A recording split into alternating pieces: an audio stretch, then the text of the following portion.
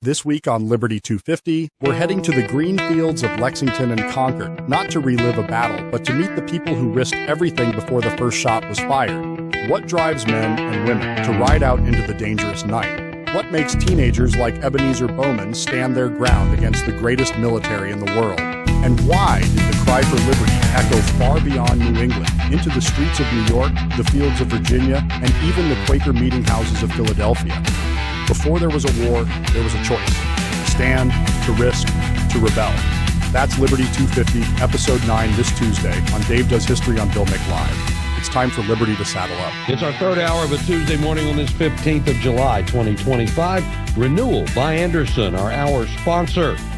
Links to Dave Bowman and all of his work, there are on the show page at billmick.com. That page entitled AI, Epstein, and the Auto Pen. We covered all of that in our first couple of hours. You can always pick those up in the podcast section. They're top of the page at billmick.com, right next to those Florida Roundtable podcasts, by the way. So always available to you. But Dave Bowman making himself available to us on these Tuesdays. And in this 8 o'clock hour brings us Dave Does History.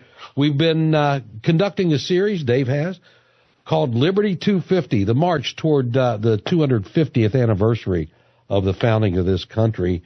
And today, Dave promises to take us to Lexington and Concord. Dave, you mentioned something in the AI Dave promo from yesterday, which was well done, by the way. I like that promo. That there were decisions that people had to make before any of this all happened, and you're pointing to the folks in Lexington and Concord. I'm interested where we're going today.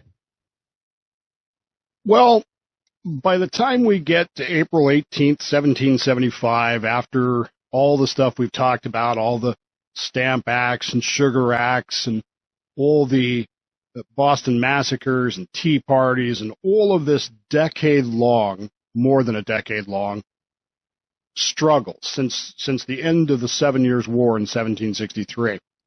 And by now, the air in Massachusetts is just thick. I mean, it is oppressive. It is concerning. Britain has inflicted, and I use that term specifically, the coercive acts. They have shut down Boston. They have shut down Massachusetts' colonial government. And, of course, the entire purpose of these laws that they passed is to punish, not to govern. And as a part of this, they have sent to Boston General Thomas Gage, who is one of the more unfortunate people in all of history, although I think he deserves further study, and we don't have time to do it here. But Thomas Gage is interesting because he is a veteran of the 7 Years' War. He has served in America. He has lots of friends in America, in Boston. And in fact, Bill, he has a wife who's from Boston. She knows everybody. She is Miss Society when it comes to Boston. She knows all the Loyalist people. She knows all the Patriot people. She's friends with everyone.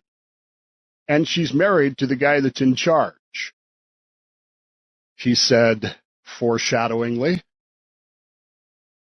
for over a decade now, the colonies have argued, they've petitioned, they've written essays, they've dumped tea in the water, and the British Parliament has answered with coercive acts, laws that were designed to punish, not govern. By now, Boston is closed, town meetings are restricted, government is back, done away with. It's like justice. It's not justice. It's the back of a hand. And Massachusetts, which was once the heart of Puritan resolve, is now under occupation, military occupation. It feels the full weight of the British Royal Crown. Gage has thousands of troops, and he has a single purpose: crush the rebellion before it catches fire. The problem, of course, is that he's too late. It's already caught fire. Gage knows that he cannot defeat this idea of liberty with soldiers, but he can try to choke it off a little bit by seizing weapons. And so on the night of April 18th, he gives orders. 700 British regulars will march out of Boston in the dark. The target is the town of Concord. It's about 20 miles away. The colonials there have been stockpiling arms and munitions. which they've been buying, by the way, primarily from the Dutch along the way. And they're actually looking for two people, Sam Adams and John Hancock. They believe that both of them are in nearby Lexington. The king wants these two people caught and basically hung. Gage is trying to walk a really fine line between orders and catastrophe, but he figures it's time to go get this stuff. Now, by the way, they've been doing this all summer long. They've been seizing arms stores all over the area. But, of course, the colonials are reacting to that, and by now, this large store of arms in Concord becomes the focal point. But, of course, the word gets out, as you know. Dr. Joseph Warren, who is one of the leading patriots, we haven't talked much about him, but we'll get into him a little bit later. He's a guy that has ears everywhere. He's one of the most prominent people in Boston, Bill.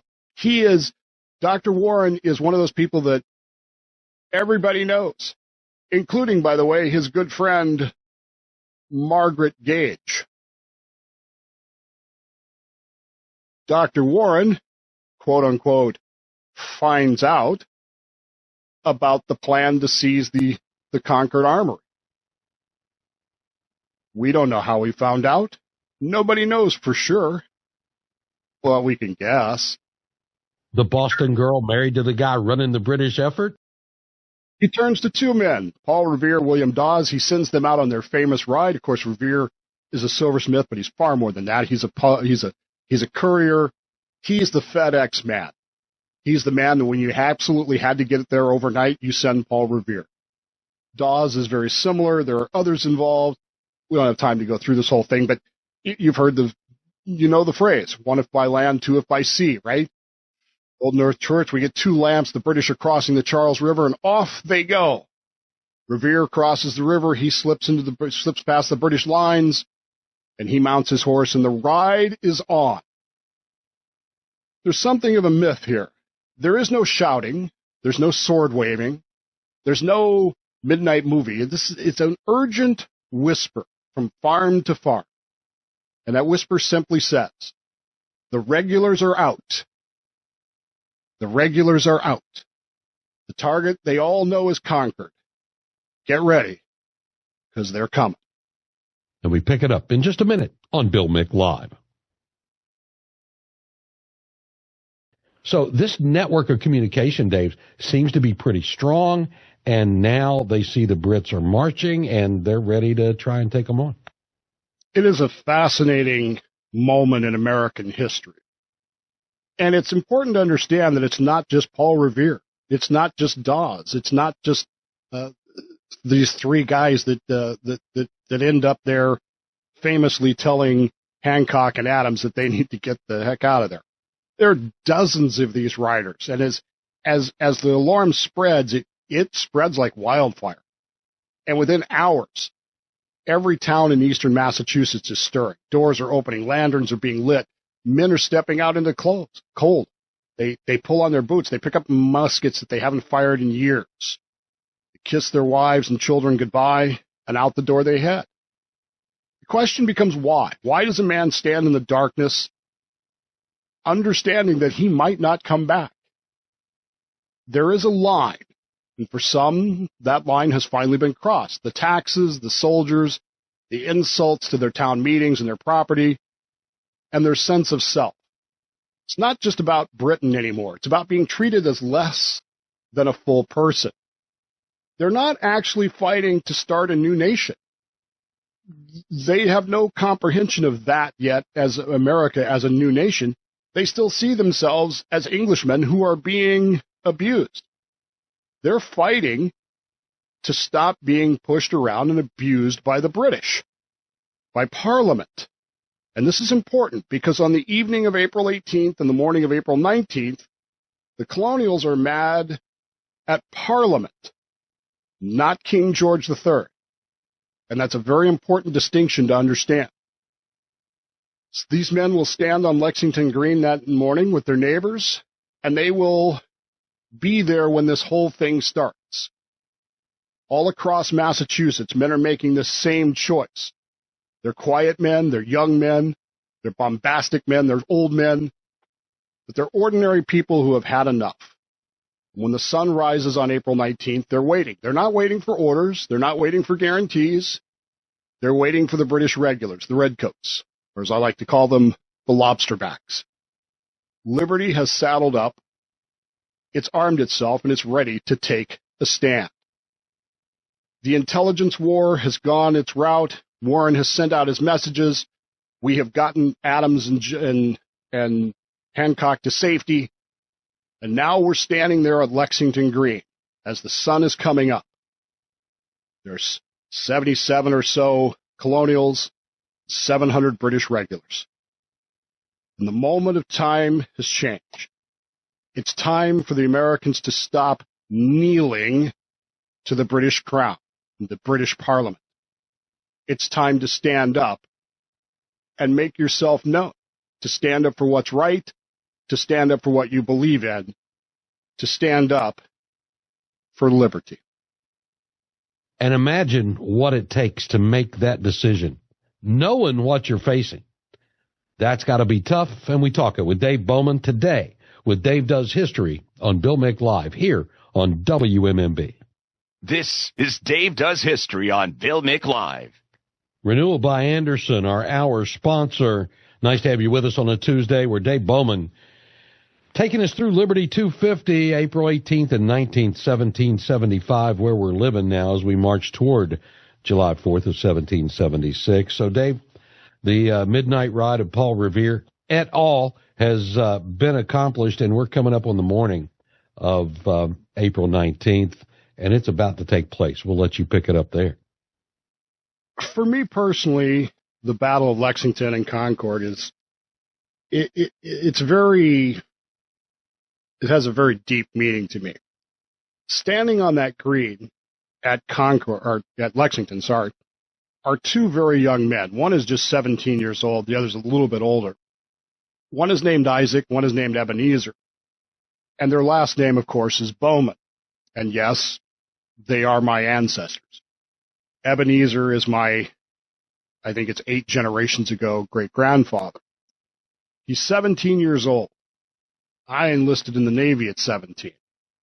And I remember thinking to myself, why am I doing this? What is it that's motivating me? And I have that same question for Ebenezer. If there was a DeLorean that I could go back in time, and I showed up on the green, Lexington Green, at about 5 in the morning of April 19th, that's the first question I'd ask is, why are you here? What do you think you're going to... It seems like a strange question to ask. What's the motivation for all of these people who are standing here with their guns? Is it adventure? Is it excitement? Is it any of those things? Or do they really understand? Because I say this to people all the time. When I raised my hand to enlist in the Navy, I didn't really understand. I knew what I was doing. I knew why I was doing it. I didn't really understand anything about the nation, the Constitution, the oath, beyond I had a right to free speech, free religion, and to have a gun. Why are they there? Why did they ride through that night? Why are they standing here this morning? Are they defending their community, their dignity, their inherited rights, and their unwillingness to kneel? This idea that kneeling is showing fealty to something or someone else other than yourself. And they have come here to stand here this morning in the face of the most powerful military in the entire world.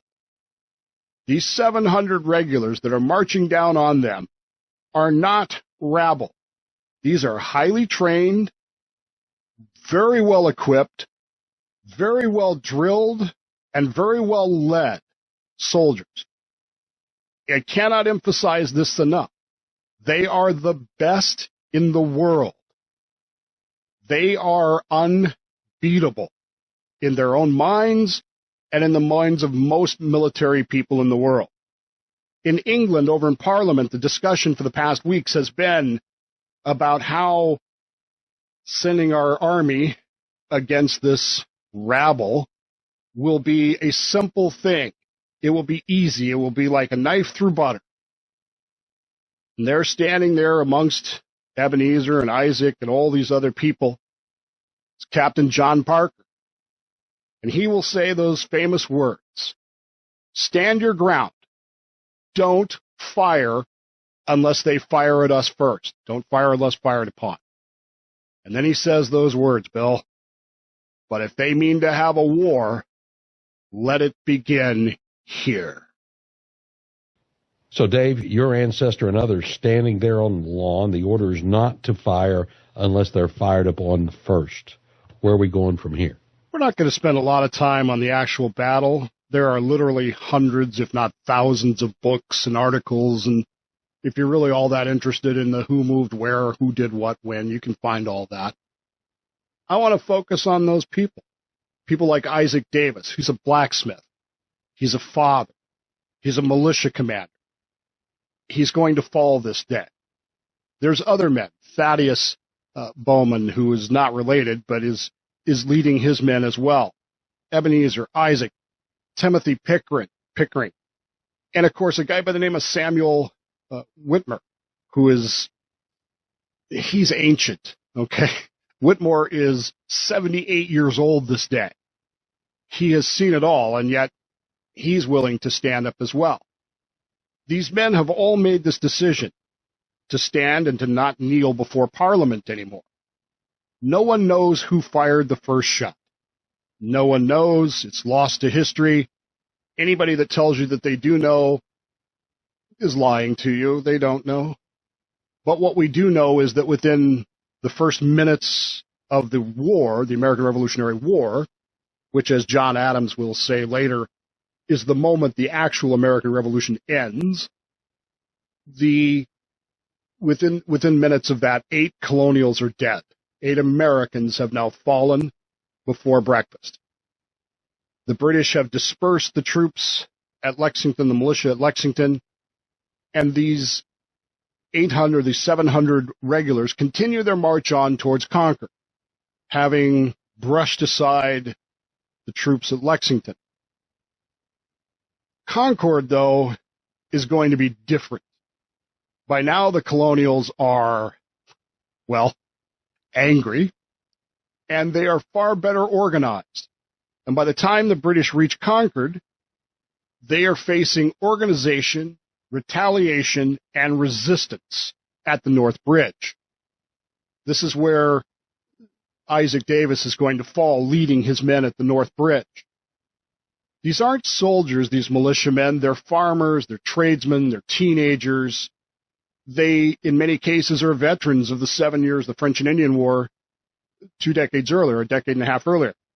But they are men who are now fighting a war that started before breakfast in Lexington, and they are not going to give up easily. They are not going to surrender. They are not going to back down. And the fight at Concord is much sharper, much deadlier, and it leaves the British confused in many ways. They manage to, they think, accomplish their goal. They burn the stores, what's left of the stores, at Concord. And so they think that they've accomplished their goal. And so now it's time to go back to Boston. And what they don't realize, of course, is that this trip back to Boston is going to be a living hell. They think they're just going to walk in and walk out, and that's not what's going to happen. Even Samuel Whitmore, the 78-year-old guy that I told you about, has had enough. 78 years old, he grabs a flintlock musket, a couple of pistols, and a cutlass, a sword, naval sword, by the way, and he starts going after these retreating British troops. He kills 3 or 4 of them before they attack him. 78 years old, they stab him, they bayonet him, they leave him for dead. But he's not dead, like America. He rises again, and he will actually go on to live until 1793. The retreat is one of the most terrifying things these British soldiers will ever experience. And at the end of the day, they're going to be trapped in Boston. And we pick it up when we continue with Dave Does History on Bill Mick Live. That happens in just moments right here on 92.7 FM WMMB. Call Bill now, 321-768-1240. Dave Bowman bringing us Dave Does History. Liberty 250 taking a look at Lexington and Concord. And while the British have accomplished the mission and heading back to Boston, the fight's not over yet. We get back into that momentarily. This weekend on the Florida Roundtable, we're going to talk to the United States Marshal Service about Operation Dragon Eye as they recovered 60 critically and dangerously missing kids in an operation that took out human traffickers, drug dealers, and much, much more. Be an interesting Florida Roundtable this weekend on WMMB. We'll get to your calls for Dave Bowman coming up in moments, but let's get back to the end of this battle. Dave, the Brits think they've accomplished the mission. They took the remaining stores and destroyed those of weapons.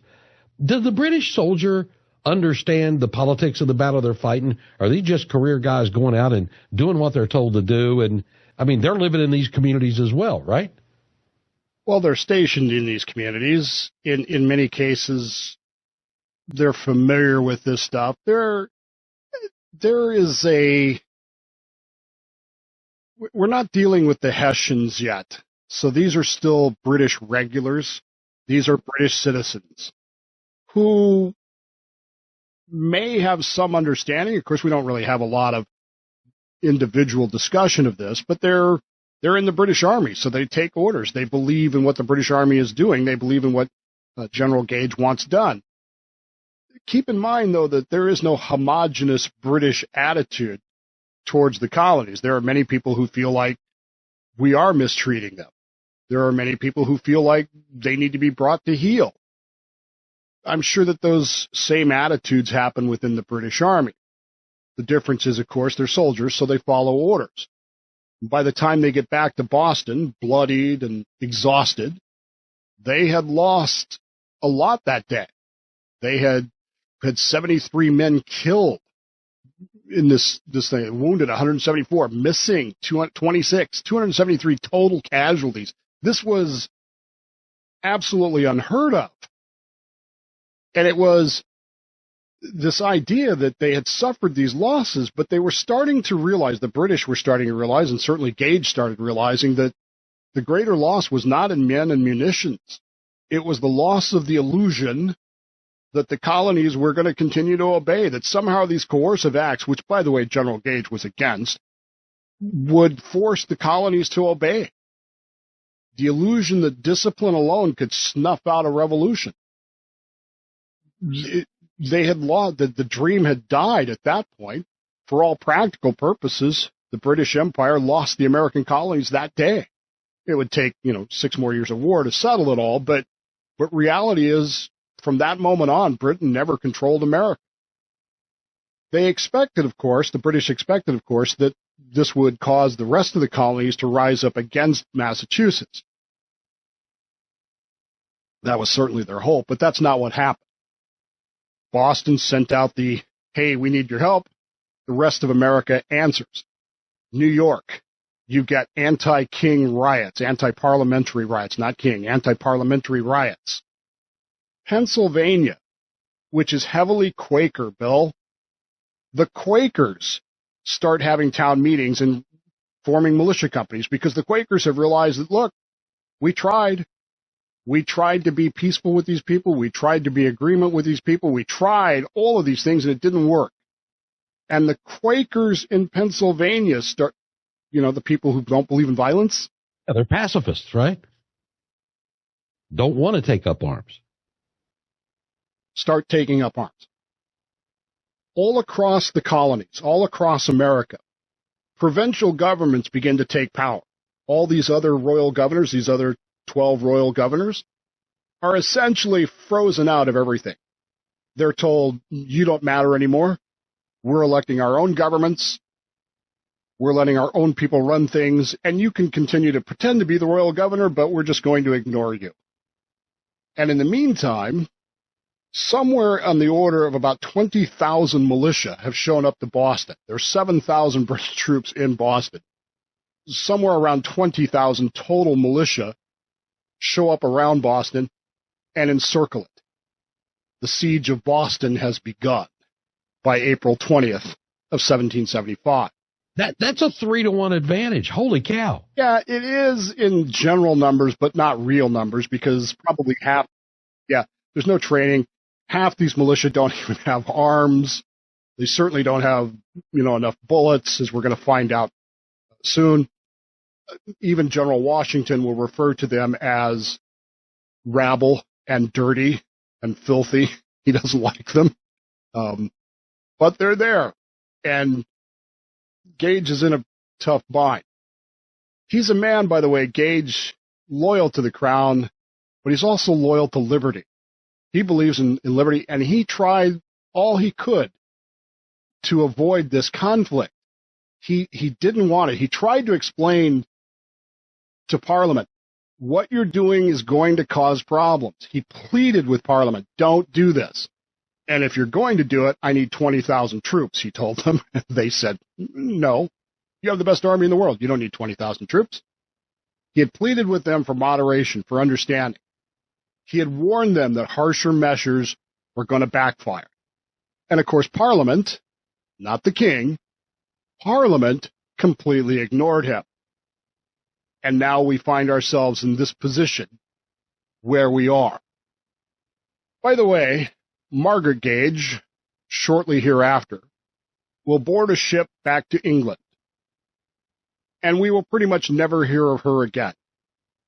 Gage will never himself make any accusations. He will never whisper anything. He will never bring up anything. But he does quietly send her away to England, and she never returns to America. Was she involved? I think the historical evidence is pretty much yes, but there you go.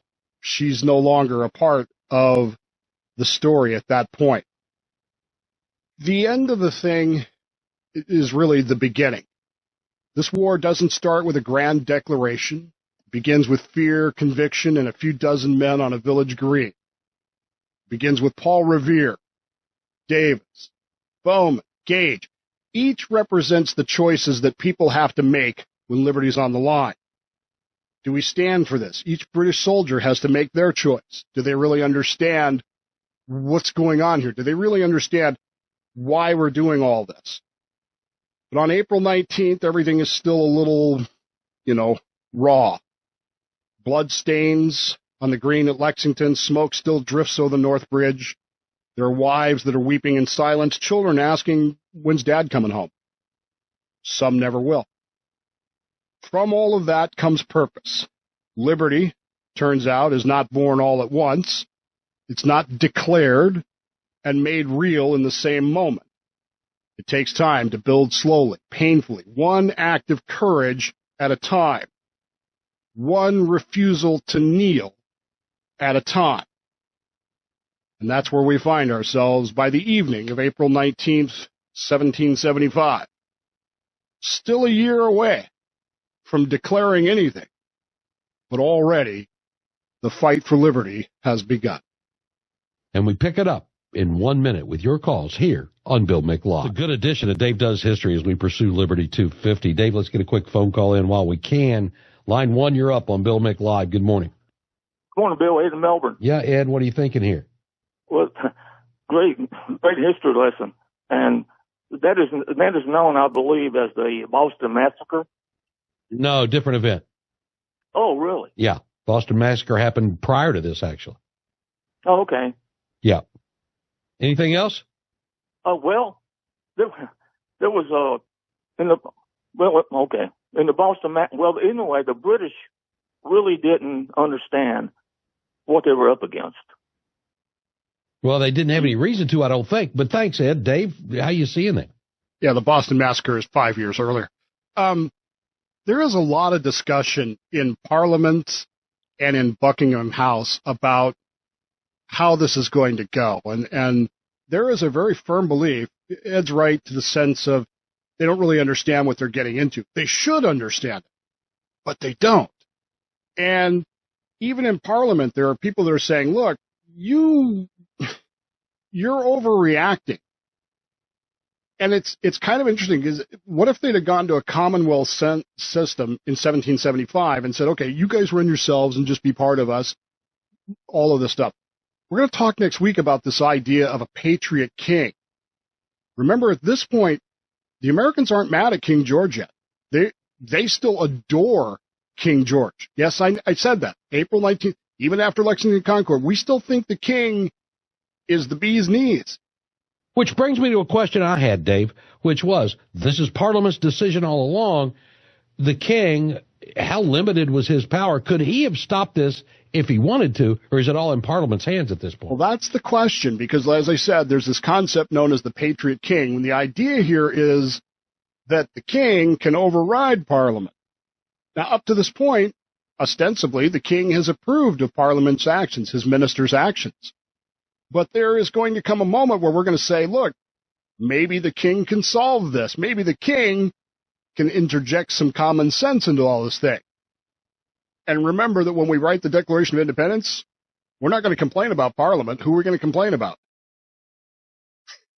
So, in a little bit of foreshadowing here, you can kind of see where he's going to go with this. He's not going to go along. That is interesting. I wish I'd have been a little bit older, just like I wish when my parents took us to Gettysburg, right?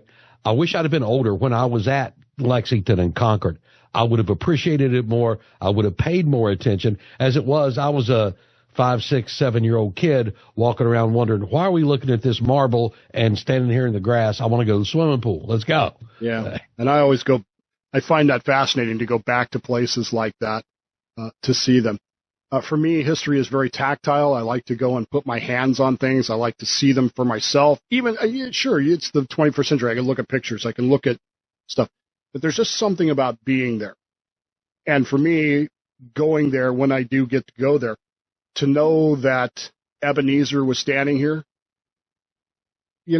I've been to the Holy Land, and to stand in those places there's a certain feeling to it. And I would imagine I'm going to have that same feeling again.